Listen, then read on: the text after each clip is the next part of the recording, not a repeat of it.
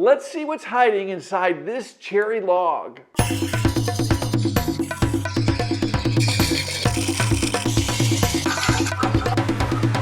Hi, I'm Kent and welcome to Turn a Wood Bowl. Today we're going to turn this piece of cherry into something beautiful. What? I don't know exactly, but I've got a rough idea and I think I'm going to do something a little bit different with the bottom of this bowl. So let's get this over to the bandsaw, round it out, and then bring it back over to the lathe and get started. I need to round this off using the bandsaw, and I'm going to use my template, and I have an awl and a simple little mallet that I made to hammer that in, and that gives me a really good idea of how I want to shape this as I'm cutting on the bandsaw. I typically cut away from the blank, so I'm not cutting up the blank, but it also gives me just a rough guide. You can see here I'm turning it about 1/2 inch or 3/4 of an inch away from that template, so it's going to fit this particular log quite well. Now, this wood has some minor checking in the sap wood section. You can see those little cracks there. I'm going to need to deal with those later. They're actually not progressing, so they shouldn't be much of an issue. Now, before I go any farther, I need to chisel away some of this loose bark on the top so I get a good grip with my drive center when I mount this to the lathe. I'm just taking a simple 1.5 inch chisel and just roughing out, getting down to the wood underneath that bark. And I'm going to mount this to the lathe using my 4-spur drive center and the tailstock. Now this is called turning between centers.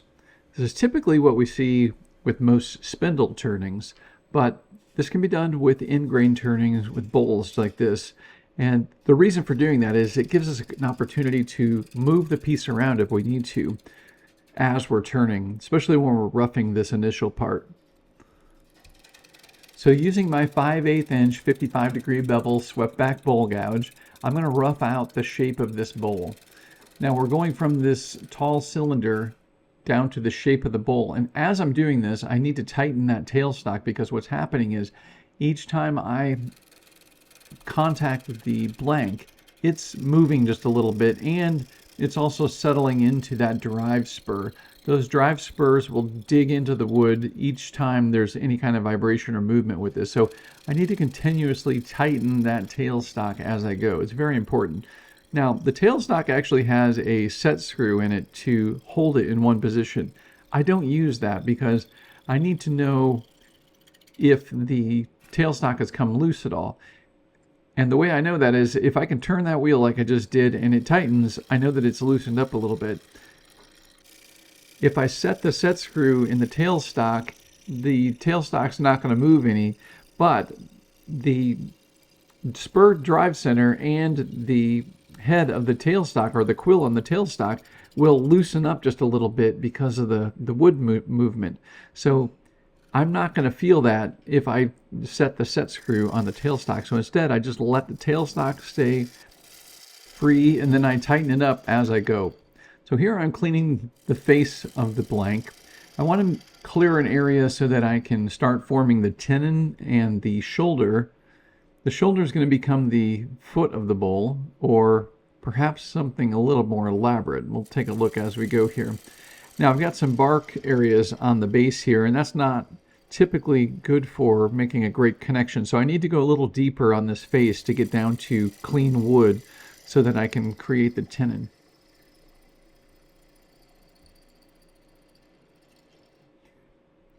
And because I'm reducing this, I'm going to be making this nub on the end of the bowl, and on the blank rather.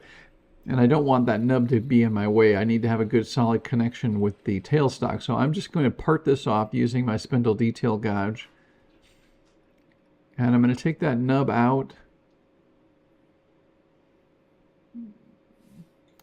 And I'm going to bring the tailstock back up. And that's going to give me a good secure connection at the base where that tenon will be formed. While I'm doing that, I'll move the tool rest up a bit. Now I'm going to use my dividers to mark the width of my 4-jaw chuck. And I'm going to check that and it looks pretty good. Okay, so now I'm going to clear material away. This is my 1/2 inch bowl gouge. This also has the 55-degree bevel swept back profile. Now I get a lot of questions about where do I get a 55-degree bevel swept back bowl gouge? Well, you're going to make it yourself is the right answer. You can take any bowl gouge and turn the profile of a 55-degree bevel swept back bowl gouge and create it the shape you want. Now, it's not as hard as you might think.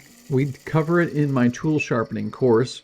In that course, we go over everything you're going to need to know to sharpen all of your tools for wood bowl turning, but we also go over how to shape your tools. And in particular, I go over how to shape many different bowl gouge profiles, including the 55-degree bevel swept back bowl gouge. So if you're not already signed up for my tool sharpening course, you might want to check that out. I really should change the title to tool sharpening and tool shaping, but it's a little bit long. So it's my tool sharpening course. Just know that I will show you how to shape any bowl gouge into a 55-degree bevel swept back bowl gouge in that course. You might want to check that out.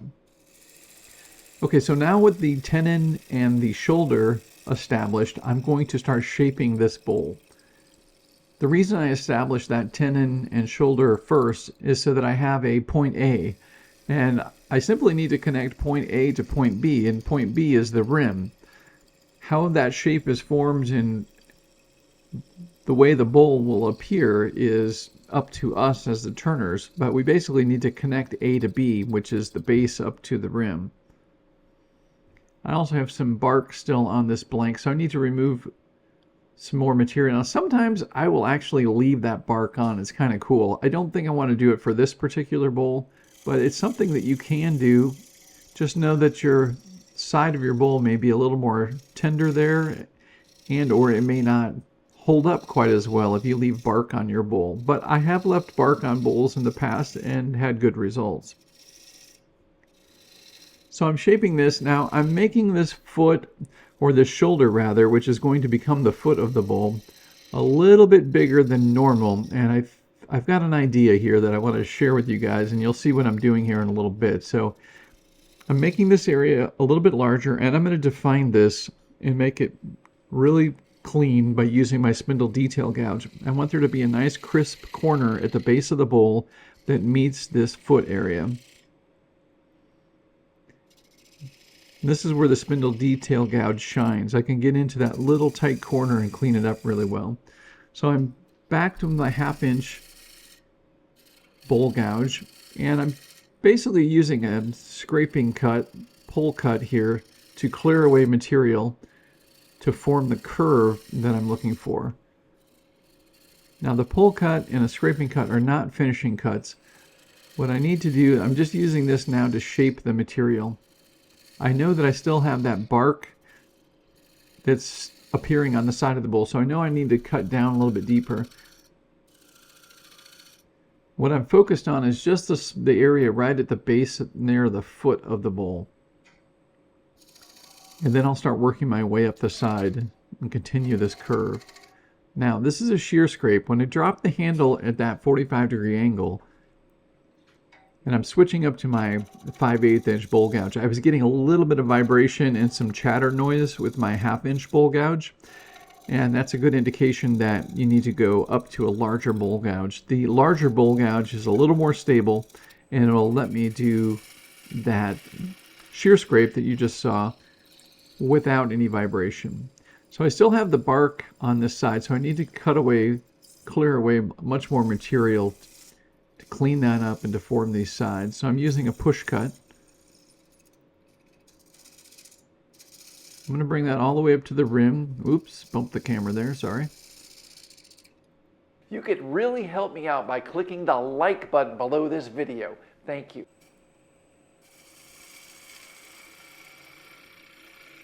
Now after making that rough cut, which you saw, it was pretty quick and pretty deep. This one is too. I'm still roughing away material because that bark is still enclosed there. But I've also slowed down the pace. This is going to give me a cleaner cut with less in-grain tear out. Remember, we don't want in-grain tear out.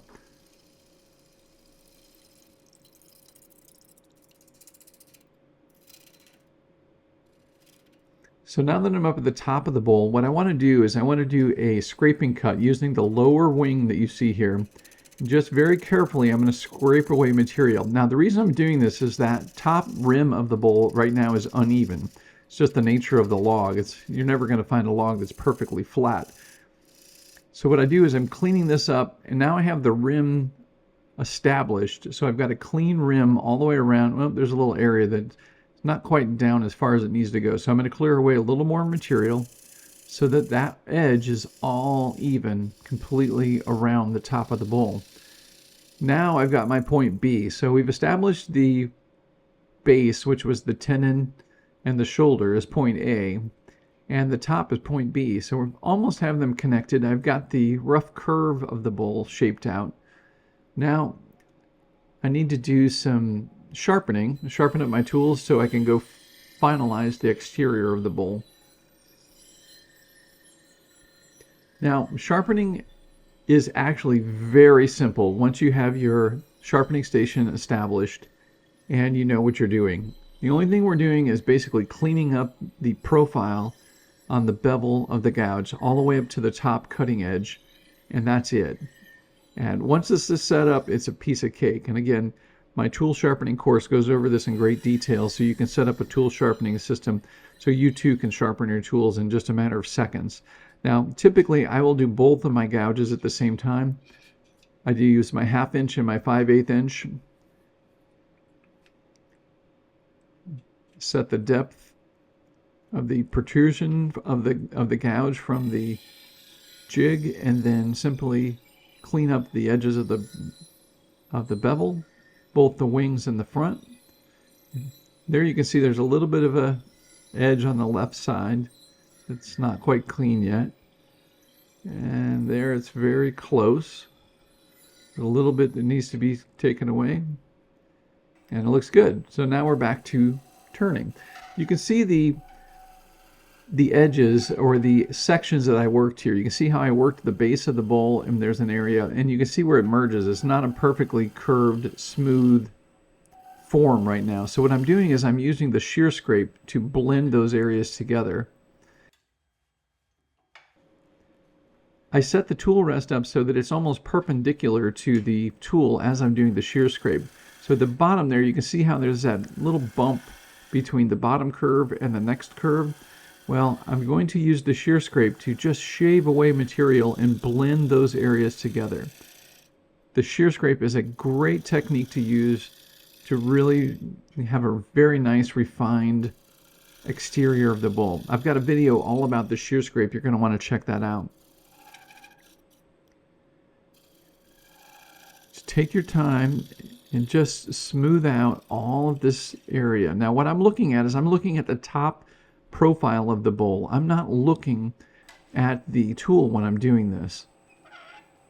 You want to make sure your handle for your tool rest is out of your way so you have plenty of mobility to make a smooth curve. Now the other thing too to keep in mind is I'm not moving my hands and arms at all here. It's my body weight that's shifting. Basically I'm moving at my knees. So I'm just putting the tool in place, getting the cut established, and then shifting my body weight to make that cut. I've got a little bit of bark still showing, and I've got some chatter marks there you can see right below the bark. Those will all come out with the shear scrape. Chatter marks are when you get any kind of vibration that occurs with your tool. That's, if you think about the chatter tools, I don't know if you've ever heard of the chatter tools, but they're pretty popular with spindle turning. And essentially it's any kind of device that will vibrate or not contact the wood smoothly. And some of them are actually really cool. They can make very interesting patterns. But typically with the bowl gouge, you don't want to be making patterns or chatter marks on your surfaces. Not to say that it's not possible to do it in a controlled manner, but normally it's not very controlled and not a desirable effect. So here you can see how that curve is becoming more continuous as I'm doing the shear scrape. Okay, I'm going to clean up the tenon of this piece and get it ready to be reversed so that we can turn the interior away. I'm going to use my spindle detail gouge to shape the dovetail angle. Now the reason I wait till this moment to shape the dovetail is that if this blank moved at all while I was turning, if I had shaped this tenon in the very beginning, there's a chance that this would not be rotating true. So I basically save the dovetail to the very end, and then I reverse this and put it in the 4-jaw chuck.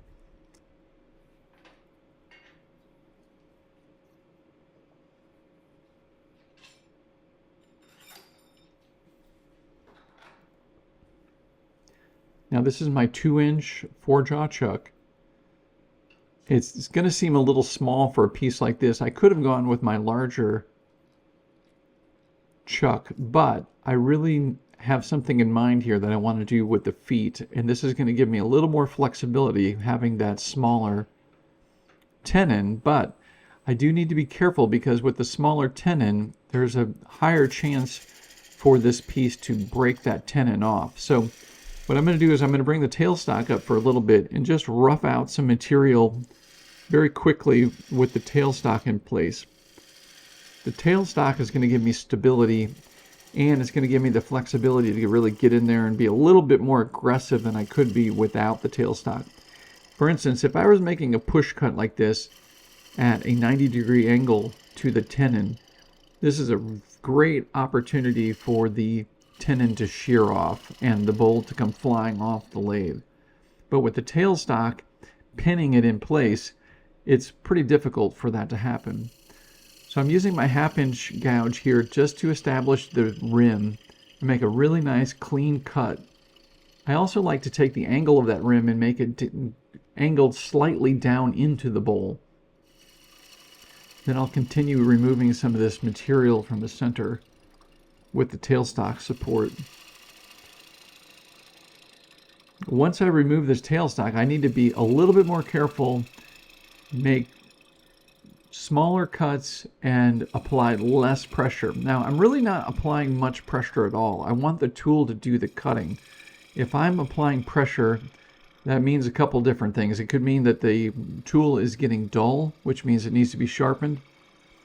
Or it could mean that I'm just getting a little too aggressive or impatient with this. And if I'm become impatient with this and I'm trying to force the tool through the material, that too is a great opportunity for the bowl to break, the tenon, or the tenon to break off and then the bowl to come off. Okay, so I'm done with the tailstock. I'm going to get this out of the way. Now, the first thing I'm going to do is I'm going to go right up to the rim. I'm going to establish my wall thickness and make this top rim of this bowl.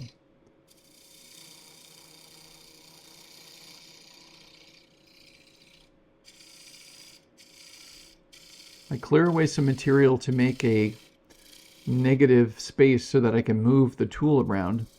And then I take my time. I'm matching the bevel and I'm making it parallel to the exterior of the bowl.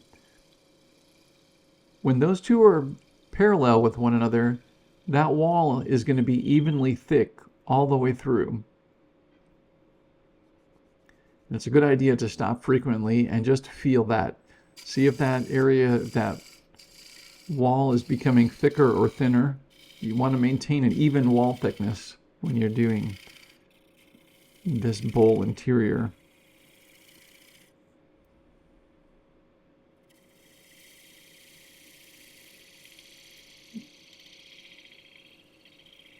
Now there's something happening here.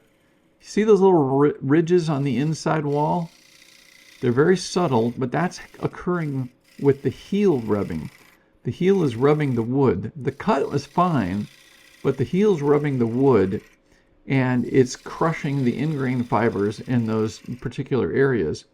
So what I need to do, and what I'm going to do here in a minute, is I'm going to go over to the sharpening station, and I'm going to remove the heel on the bowl gouge. Now, we go over this too in the tool sharpening course. Essentially, you can grind away the heel. About 50% of that heel can be completely ground away. That's going to shorten up the bevel, but it's also going to make it easier for this gouge to turn a tighter curve here and not leave those marks. You can see those little rings? That again is the heel rubbing as I'm making the curve. Now the other thing I was doing right here is I'm trying to work around that Many times, as long as you're making a very light cut, you can get the flute almost completely open at the 12 o'clock position and make it around that curve without leaving marks, but it didn't happen this time. So I will go over to the sharpening station and take that heel back so it's not causing a problem. I'm going to switch over to my 5/8 inch gouge here and clear away some of this center material first.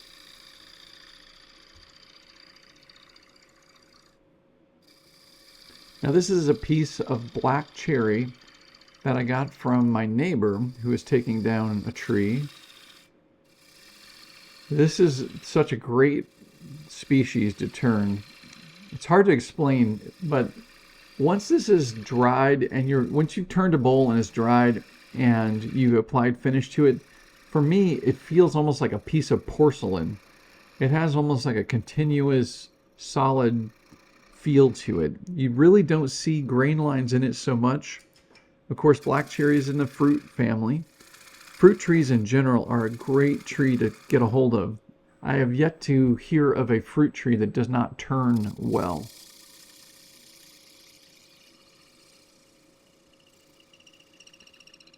Now you can see those rings, and you can see them disappearing now. I've reduced the heel on this so the heel is not rubbing, and it's making a very clean cut.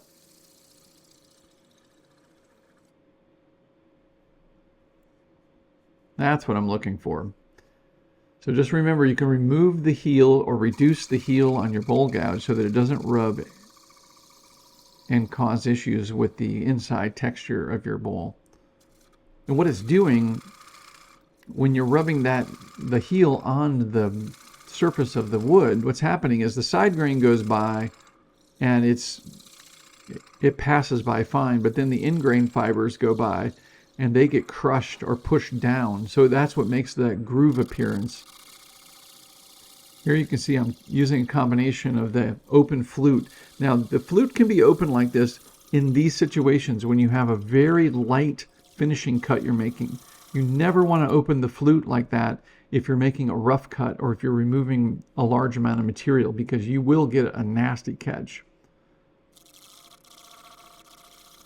There are some tool marks or some chatter marks that are still visible in this, but that's another characteristic with the black cherry is I know that after just a few seconds of sanding, all of that surface will become smooth. So this is, again, is a really, really nice species to be turning. It's very forgiving, and it lets you get away with quite a bit of tool marks and things like that, and it will clean up very nicely.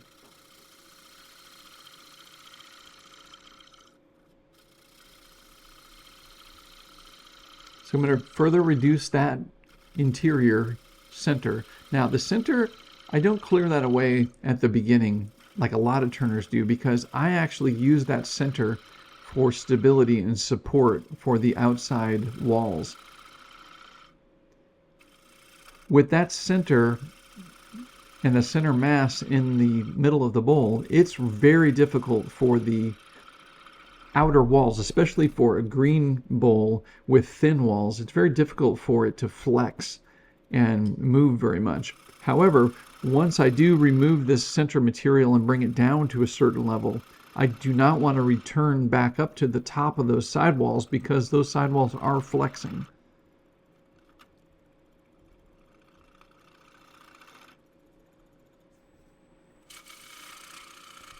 Here you can see how far I've removed or lowered that center mass. Then I'll just keep proceeding, taking away a section. I work a small section of the inside wall at a time and make sure that the wall is evenly thick. One of the things I see that's very common, especially when starting out, is wanting to do a big pass all at once and shape the interior wall. If you do that, the odds of it being perfectly even and parallel to the exterior are pretty poor. And what will happen is you're going to have some thick areas and some thin areas. And some of those thin areas can be a real problem, especially if you get down low in the bowl like I am right now. If you have a thin area, it's hard to recover from that. So you really want to take your time. And what happens is, if working at this gradually and progressing down the inside of the bowl, what you want is the area that's down at the very bottom. You always want that to be a little bit thicker than your ideal wall thickness. So up towards the top right now, the wall thickness has been established.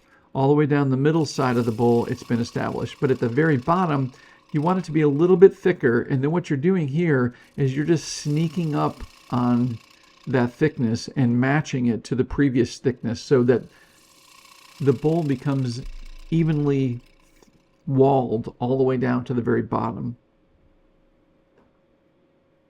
Now here you can see there's a little bit of a flat spot there, and this is a good time to take the calipers out. So you can see I have thickness at the base is wider than the thickness up by the rim. You can see that that's evenly thick up at the rim in the middle, but the bottom is thicker, which is fine. So what I'm going to do is I'm going to sneak up on that thickness by making some very light, very slow, deliberate cuts that curve right into the center. I'm also closing the flute at the very end because I don't want this to give any kickbacks. I don't want there to be any marks at the bottom of the bowl. And I'm slowing down at the center of the bowl because of the speed and the rotation is slowest at that center. I've got a video all about lathe speed. You're going to want to check that out as well so you understand that. Okay, so I'm going to sand this, and one of the things I'm going to do while I'm sanding this is, first of all, I'm going to sand all of the imperfections out, or most of them, and then I'm going to shape the inside of that top rim. As you can see here, that inside of the top rim is about 1/8 of an inch thick, or about 3 millimeters. If I work the sandpaper on just the inside, like you see right there, where I'm coming around the edge, I can taper the inside rim, and I can make this piece appear a lot thinner than it really is. Remember, those walls are evenly thick all the way down. They're about 1/8 inch thick. But at the top rim, I just shaved away some of that material by sanding it, and it makes this bowl appear a lot thinner. So I'm going to use a jam chuck, and I'm going to reverse this piece and mount it to the lathe.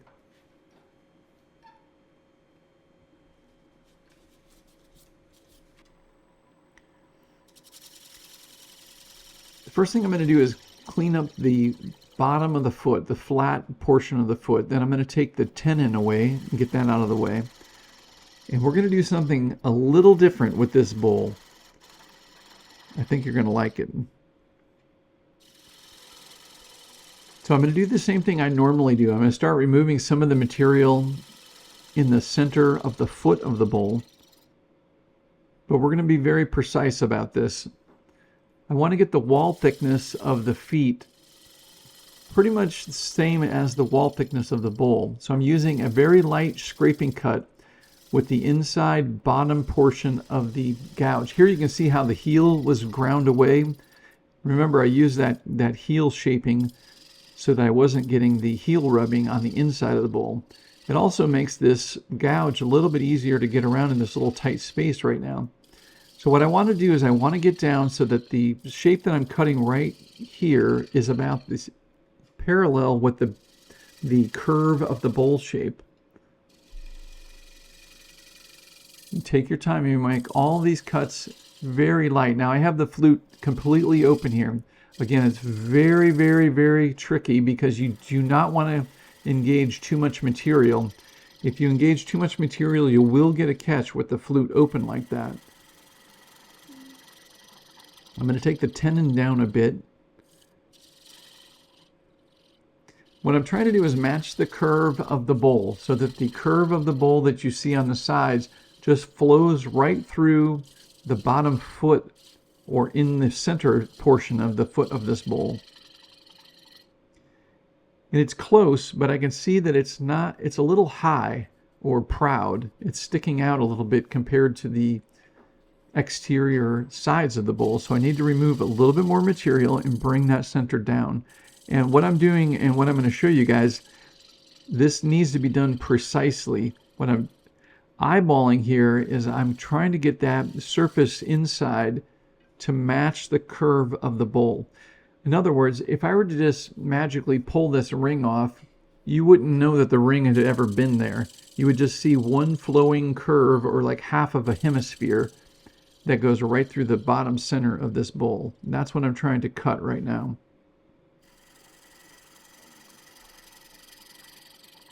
So I'm going to remove or reduce that nub so it's a bit smaller.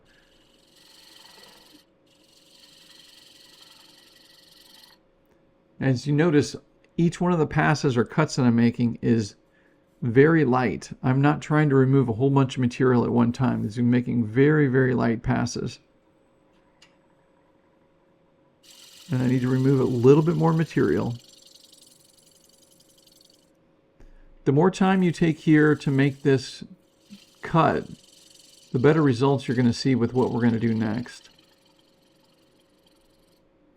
Now, it's hard to eyeball that sometimes to determine where that surface inside the ring is compared to the exterior. And one of the tricks you can use is one of the profile gauges that's really common in woodworking. A lot of times there's profile gauges that have little pins, and those are used to outline like the profile of molding and things like that. Well, you can actually use that here to determine the base and the center of that foot and see if it looks like it matches up with the sides of the bowl. I'm just eyeballing it at the moment. I'm going to sand up the inside of the foot. Now what I'm going to use is I'm going to use the index wheel on my lathe. My index wheel has 48 stops. And I'm going to be dividing this by 3. So every 16 spots, I'm going to make a mark. So I'm locking this down on 1. And I'm using my pencil and then the tool rest as a guide. And then I'm going to unlock that and move it up 16 notches, which 1/16 would be to the 17th spot. And I will lock that down again. Then I'll go back over and make a mark. And then I'm going to do it one more time for the 3rd spot. And once those are marked, I'll measure a width on each side of that mark. And that's going to be a bottom of the foot. Now I'm eyeballing and drawing off angled portions from each of those sections.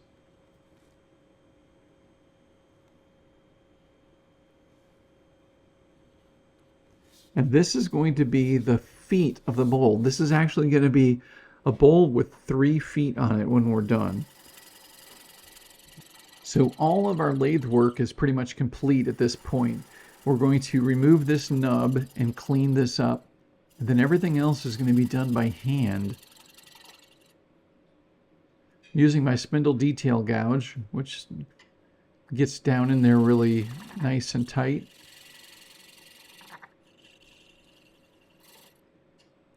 The cleaner you can make these cuts, the less sanding you're going to need to do on the inside of that foot.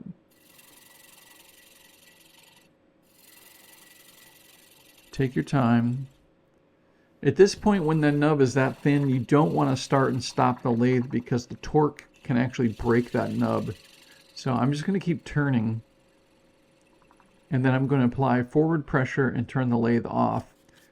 And sometimes it doesn't break. Sometimes if you just hold the gouge there and turn it by hand, it will sever that fiber.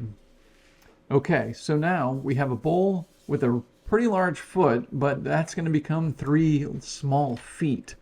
What I like to do is I'd like to take the chuck off the lathe with the jam chuck attached. And I'm going to use some paper towels just to support this a little bit better. And now we're going to sketch out the inside of those legs. Now I'm eyeballing this. You can see what I'm doing is I'm looking at the outside where I drew it earlier, and I'm making the line on the inside just so I have a guide so I know where I'm cutting. If this looks confusing, you may also want to put little X marks on the material beside each one of these feet, indicating that material is going to get removed. All right, it looks pretty good. Now it's time to cut. Now, these very thin Japanese saws are perfect for making these cuts. So what I'm going to do is I'm going to cut down each one of these lines. There's 6 of them. And that's going to define the exterior of each of the feet. You want to be careful not to cut down into the wood of the bowl, because then you'll have to sand that smooth again. That will be a little bit of a problem. So just pay attention to where you're cutting and stop just shy of the surface of the bowl.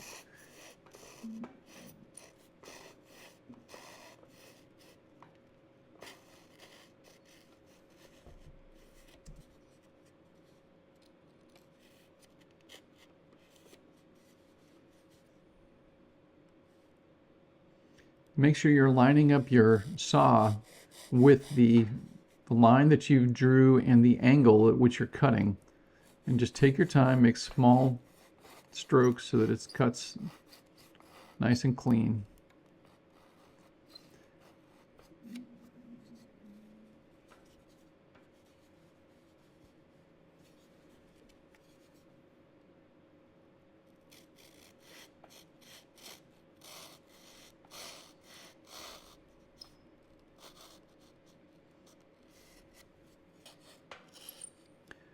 All right, so now that we have each of the legs defined, we want to start chopping away the material in between those legs. This is where marking that with X's is a little bit beneficial, because if you get carried away with this, you could easily just cut off one of those legs and not realize it. Now, I didn't mark any of these, but I probably should have. So I make some cuts down just above the surface of the bowl. Again, obviously you don't want to cut into the surface of the bowl. Cutting at different angles and just to remove the bulk of that material.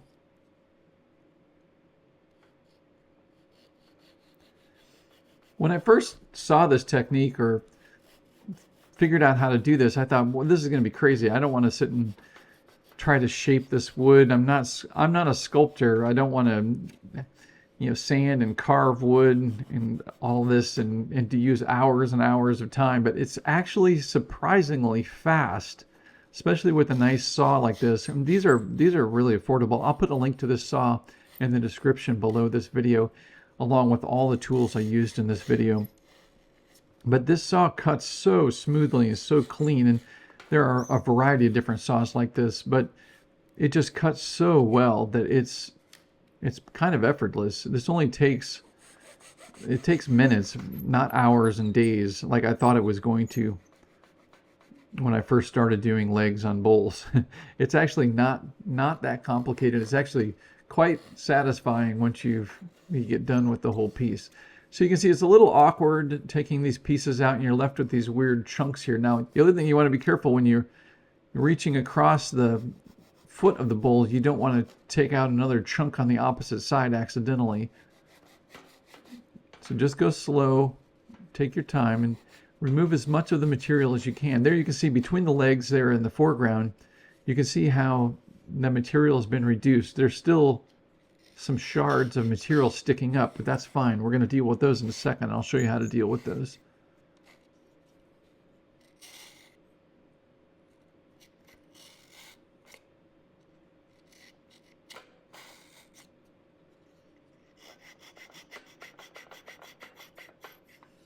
And the index wheel is really handy, because you would think it wouldn't be that hard to just draw out 3 lines and have them evenly spaced, but you'd be surprised how difficult that can be.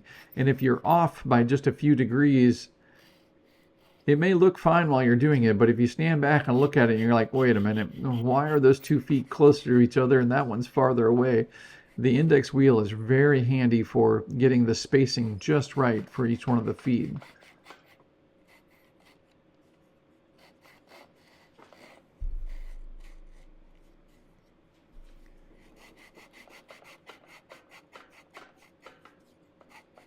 So once you get down to that surface, you can just carefully go and take off some more material right down as close as you can. Now, here's where the magic comes in. I'm using 120 grit sandpaper, and believe it or not, I can quickly reduce these high spots just by using the edge of the sanding wheel. Very carefully, pay attention to where the disc is positioned.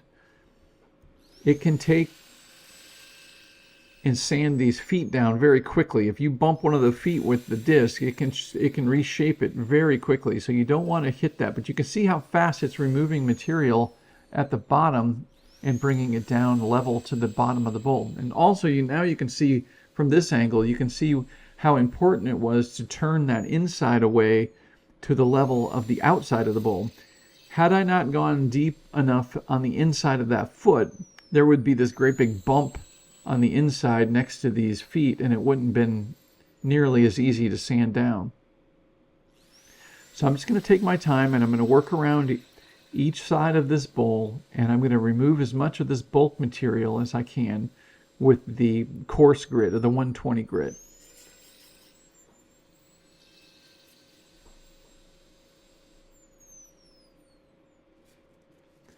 And then I'm going to switch over and I'm going to hand sand this. You can see that leg on the left side there, I bumped a little bit and I've got a little indentation in there. It's actually not that big of a deal. This wood is pretty forgiving. And what can happen is I'm going to shape each one of these feet a little bit more as I go. They'll become a little bit smaller because I'll shape them. I'll round off all of the sides, but I'll shape them and make them the desired size. But you can sand away this material. Now, this is one of those things where the more time you spend, the better. I'm not a big fan of sanding. I'm not a big fan of sculpting. But if this is something that you enjoy doing, now you see how it can be done. And what I'm getting at is the more time you spend here, the better this is going to look. And I'm going to do this as pretty quickly. I'm not going to spend a ton of time on this. I want to get this done and I want to show you what can be done. But I'm not going to sit there and get meticulous about this. If you spent a few hours on this, you can make these look amazing. But what's incredible here is that center area where I was just sanding across that center is, what's so cool is you have 3 feet that just seem to appear out of nowhere, but all of the wood grain matches.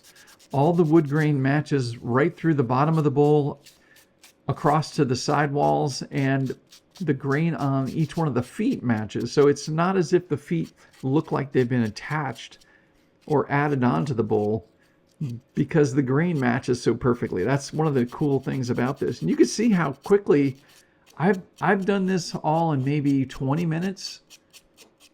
I'm not showing the whole video because obviously it's kind of boring watching somebody sand, but in about 20 to 30 minutes, I've shaped all of this and I've gotten it down to this. So you can imagine if you were meticulous and you wanted to spend 2 or 3 hours, you can make this look amazing.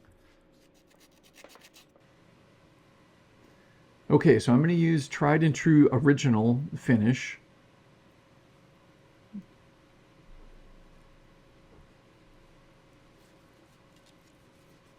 This is linseed oil and beeswax and nothing else. It's food safe. It's wonderful finish. If you've watched any of my videos, you know I use it. I'm not sponsored by them. They don't pay me anything. But it's just a great product. I really, really like it. And again, I'll have a link to that in the description below. You got to love this black cherry, the way it comes to life with a finish like this too. It's absolutely gorgeous. And look at those feet. They look like they're perfectly matched there.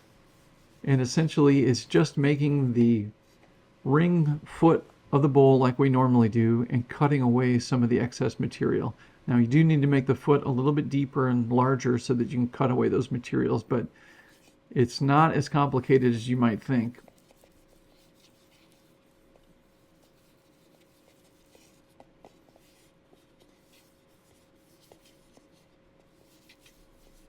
We had a couple of those little check marks in there, and I filled those with wood glue and just hand sanded those. I've got a video all about dealing with cracks. You might want to check that out. Look at this bowl. This is absolutely gorgeous. And the surprise underneath this bowl is the fact that it's standing on 3 legs or 3 feet. So cool. I'm very, very happy with this piece.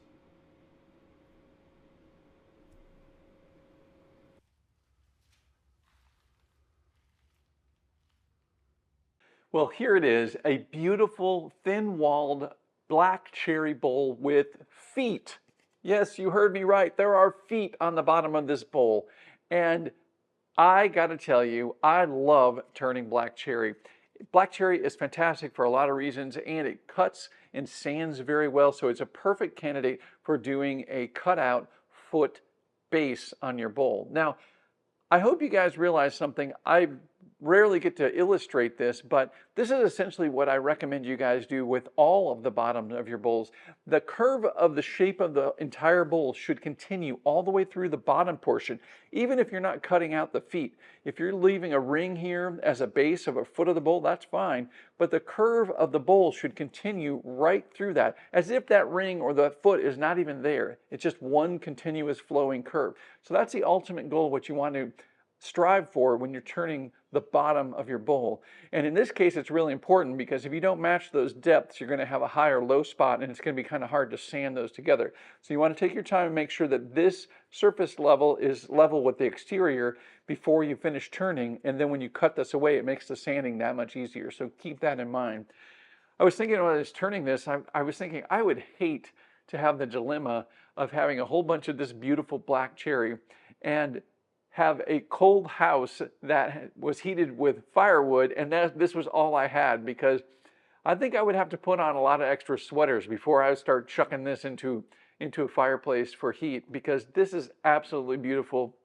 And it's a shame that any of this were ever to get burned. So if you guys have turned black cherry before, let me know. And you probably, if you have turned, you know what I'm talking about.